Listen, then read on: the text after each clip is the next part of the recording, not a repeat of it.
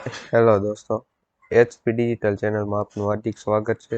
દોસ્તો, આજે આપણે જોવાના છે સંકલિત ડેરી વિકાસ યોજના. મહિલાઓને દૂધાળા પશુઓની ખરીદી માટે મળશે સહાય 22,500 રૂપિયાની. ઓનલાઈન ફોર્મ શરૂ થઈ ગયા છે. જાણી લો તમામ માહિતી આ એક જ વિડીયોમાં. દોસ્તો, આપ અમારી ચેનલ પર પહેલી જ વાર હો તો એચપી ડિજિટલ ચેનલને સબસ્ક્રાઈબ કરો, શેર કરો એન્ડ લાઇક કરો.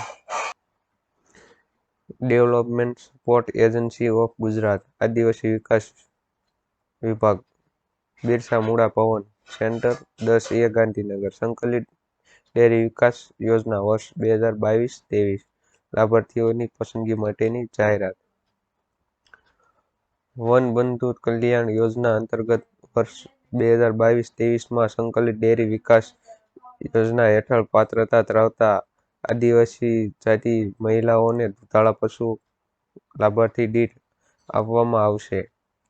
જે આદિવાસી મહિલાઓ આ યોજનાનો લાભ લેવા ઈચ્છતા હોય તેઓએ www.dsasys.gujarat.gov.in પર ઓનલાઈન અરજી કરવાની રહેશે.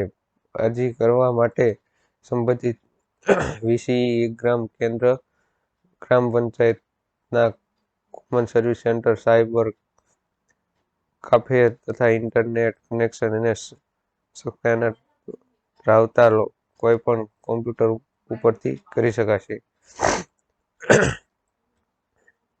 ઓનલાઈન અરજી શરૂ થવાની તારીખ 18/10/2022. ઓનલાઈન અરજી કરવાની છેલ્લી તારીખ 18/11/2022. સંકલિત ડેરી વિકાસ યોજના માટેના જિલ્લા: બનાસકાંઠા, સાબરકાંઠા, અરવલ્લી, મહીસાગર, પંચમહાલ, દાહોદ, છોટાઉદેપુર, નર્મદા, ભરૂચ, તાપી, સુરત, નવસારી, વલસાડ, ડાંગ.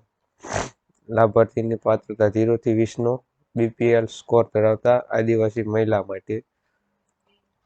અરજદાર માટેની સૂચના: લાભાર્થીએ 2500 રૂપિયા લાભથી ફાળો આપવાનો રહેશે. લાભાર્થીએ દૂધાળા પશુ અંતર્ગત ગુજરાત આદિવાસી વિકાસ કોર્પોરેશન દ્વારા આપવામાં આવેલી 22,500 લોન ભરવાની રહેશે.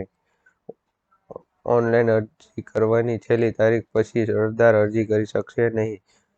દૂધાળા પશુની સાથે સાધન સહાય, ખાણદાણ અને વાસણ કીટ મળવાપાત્ર થશે.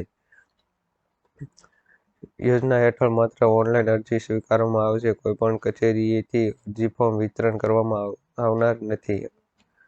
અરજી માટેના આધાર પુરાવા: રેશન કાર્ડ, આધાર કાર્ડ, બીપીએલનો દાખલો, દૂધ મંડળીનો સભાસદનો દાખલો, બાંહેધરી પત્ર, પ્રોમિસરી નોટિસ અને પાસપોર્ટ સાઇઝનો ફોટો. અવનવા વિડીયો જોવા માટે અમારી ચેનલ એચપી ડિજિટલ ચેનલને સબસ્ક્રાઈબ કરો, શેર કરો એન્ડ લાઇક કરો.